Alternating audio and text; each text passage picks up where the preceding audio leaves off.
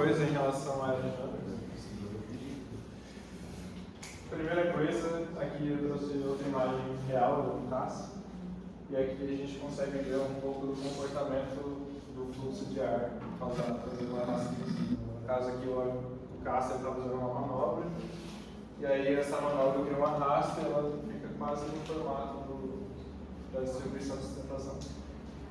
Outra coisa é que eu apresentei para vocês lá, o CL e o CD. Existem várias formas de a gente calcular esse CL e CD. A forma mais simples é uma forma analítica, que é equações, igual as equações que eu apresentei para vocês. Então, você consegue pegar as equações, fazer várias equações do avião, e você tem o seu CL do avião, o seu CD do avião.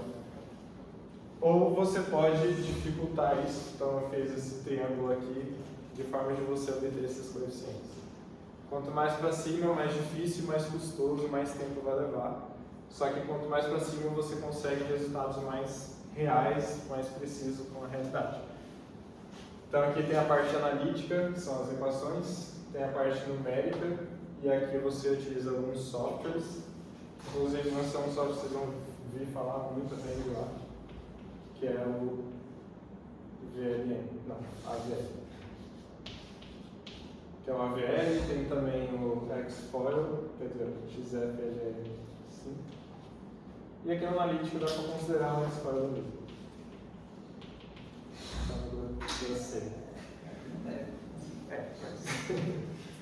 Esses são softwares que você modela a superfície do avião. Isso. Boa.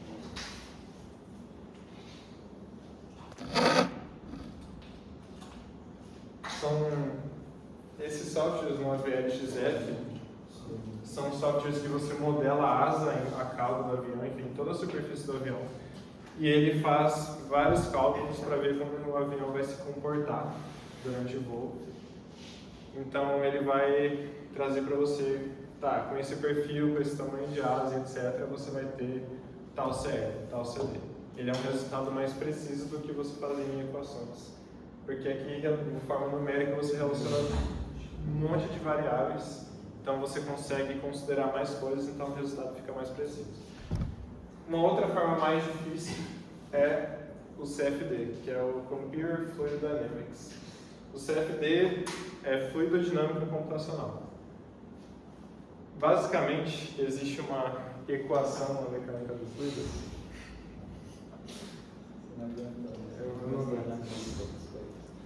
Chamada Navier-Stokes. A equação é essa daqui.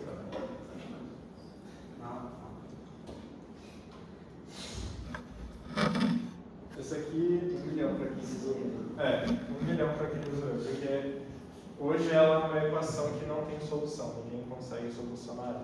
Basicamente, essa equação, resumidamente, ela explica como é o comportamento do fluido em qualquer tipo de situação.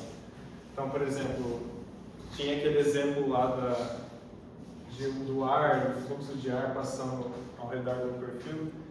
Essa equação ela consegue prever de todas as condições de pressão, de velocidade do ar, da viscosidade da superfície, viscosidade do ar, etc. Tudo que você imaginar, ela consegue prever como que vai ser o comportamento disso na sua simulação. O CFD, ele vai utilizar essa equação para você prever o comportamento.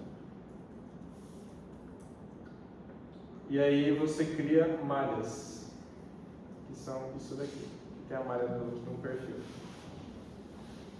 Cada malha dessa é uma equação de Navier-Stokes. Então, conforme você vai afinilando a malha mais próxima do corpo, mais preciso é o resultado. Só que você tem um custo. Aqui tem, tipo assim, 300 mil malhas. Então, são 300 equações de Navier-Stokes sendo aplicadas para você calcular. O custo que você tem disso é o tempo. E também um PC muito forte.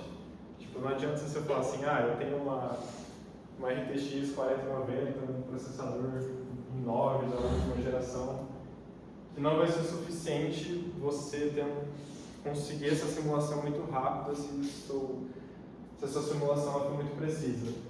Tem um avião da Embraer, que é o KC-390. Esse avião da Embraer, ele foi simulado, se eu não me engano, com 30 computadores, muito fortes, e a simulação CFD dele durou mais de uma semana, assim, ou meses, sei lá. Depende de como era a tecnologia da época. Mas enfim, o importante é que demora muito. E o CFD, ele tem esse efeito aqui, então você consegue saber perfeitamente como o ar está se comportando ao passar por uma superfície. A gente já chegou a fazer simulações de CFD, esse ano a gente vai fazer. No caso, existe um computador que a gente aluga em nuvem, chamada Santos Dumont. E a gente faz toda a construção do avião ou da asa, a gente envia para esse computador Santos Dumont, a gente paga em dólares, eles simulam e jogam resultados para a gente. Porque lá é um computador, são vários computadores fazendo essa simulação para a gente. Uma coisa que eu acho interessante mencionar é que esse custo, né, que ele está falando, a dificuldade, não vão só impactar assim, na dificuldade que você tem de fazer o negócio, no tempo que você vai gastar, mas é importante também que quanto mais difícil, mais sensível é o resultado. Então, um método analítico é uma conta, uma equação. E aí é fácil você saber como aplicar essa equação. Então é só você ir lá, substituir os valores, você vai ter um resultado. Beleza, é um resultado muito aproximado. Mas não tem como você errar. Tem, mas é muito difícil você colocar um número errado lá e mas à medida que você vai subindo nessa pirâmide, vai ficando mais difícil você fazer da maneira correta. CFD, por exemplo, é um negócio muito complexo de você configurar, de você fazer aquela malha da maneira certa. Então, tem pessoas que fazem mestrado, doutorado nisso para aprender a fazer da maneira correta. Então, não adianta você ter um computador suficiente, você ficar 2 semanas esperando a sua simulação acabar se você não sabe configurar a simulação da maneira certa. Você vai ter um resultado que não significa nada. Então, isso é uma coisa que os juízes da competição também cobram muito. Você vai lá, faz um CFD, pega uma imagem bonitinha dessa, coloca no relatório, mas aí o cara vai pensar assim, pô, você realmente fez da maneira certa? O que esse resultado significa? Você consegue garantir que o seu resultado é realmente preciso? Ok, o CFD, se você pedir para ele, se você configurar da maneira certa, ele vai te dar um resultado preciso. Mas quem garante que você fez do jeito certo? Então, quanto mais você sobe na precisão, mais sensível o seu resultado fica e mais você tem que saber o que você está fazendo. E acima do CFD a gente tem em voo ou ensaio de voo, que a gente pode pegar os resultados por túnel de ventos.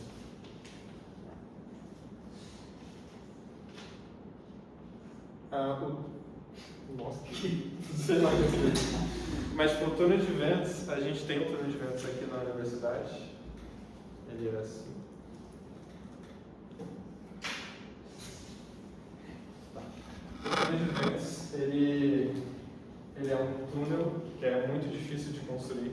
Ele é muito caro. O túnel de ventos que a gente tem aqui, ele custou 2 milhões de reais por aí. Só que o túnel de ventos que a gente tem é muito pequeno.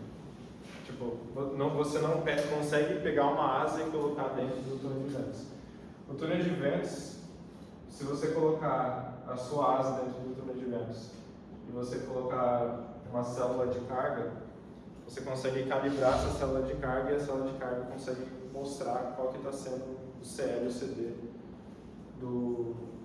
da sua asa.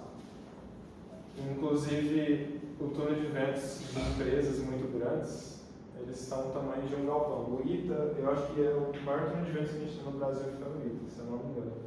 Mas lá acho que é o tamanho de um bloco, assim, desse. Só o túnel de ventos, só a região do ensaio, desconsiderando o tamanho do ventilador. E o da NASA é o tamanho de um hangar, né? Porque lá os caras fazem um protótipo um pouco menor do avião e eles colocam nesse hangar. Tem como a gente, se a gente tem um túnel de ventos pequeno, a gente consegue, e a gente não consegue colocar nossa asa lá dentro, tem como fazer? Tem. Só que se você pode construir um protótipo pequeno da sua asa e colocar dentro do túnel de ventos, só que você vai ter que fazer algumas adaptações, porque a velocidade de voo do avião em escala real aqui do aerodesign é, sei lá, 15 metros por segundo. O avião está voando. Só que se você colocar no túnel de ventos e você diminuir o tamanho, você vai mudar o comportamento do fluxo de ar. Você muda o número de rings. Vocês vão ver em física. Então, se você diminui 3 vezes o tamanho do avião para colocar no túnel de ventos, você vai ter que aumentar a velocidade do túnel de ventos em 3 vezes mais. Porque aí você consegue fazer com que o número de Reynolds eles fique aproximadamente igual o avião em escala real. Então é uma dificuldade que a gente tem, porque além da consideração de velocidade, a gente tem que fazer algumas outras adaptações. Mas existem essas 3, 4 formas de você conseguir. Quanto mais para cima, mais difícil. E aí no projeto de relatório que a gente faz a gente faz algumas considerações e fala, a gente definiu o numérico e a gente viu que desempenho o avião responde bem a esses resultados, então a gente vai usar aí. Dúvidas? Uma coisa que pode ser feita, né, para economizar tempo, economizar essa dificuldade, é o seguinte: você vai lá, você tem um método, vamos supor, um método analítico. Isso aqui é fácil de fazer, é rápido, você consegue fazer para vários aviões, várias geometrias diferentes, mas você não sabe se é preciso essa maneira que você está usando. Você pode pegar, beleza, eu vou fazer uma asa, um formato de asa, vou lá, vou fazer o CFD dessa asa, vou me dedicar muito a fazer esse CFD da maneira correta, eu vou ter um resultado. Aí eu faço a mesma coisa pelo método analítico. A mesma asa, exatamente igual. E aí eu vejo qual foi a diferença. Então eu posso confirmar, não, o meu método analítico é bom o suficiente, ele está com 5% de erro, digamos assim. Ou não, o meu método analítico, o arrasto dele está menor, eu preciso aplicar um fator de correção. Então você aprende como corrigir esse método aqui, e aí para as próximas vezes que você for fazer, ao invés de você fazer 10 CFDs diferentes para 10 variações da sua asa, você faz um CFD, e aí você aprende a corrigir o seu outro método, e daí você faz 10 vezes aqui para testar 10 asas diferentes. E aí você sabe quão confiável é o seu resultado porque você comparou com o aquilo. Perfeito. Se a gente finalizar a aerodinâmica,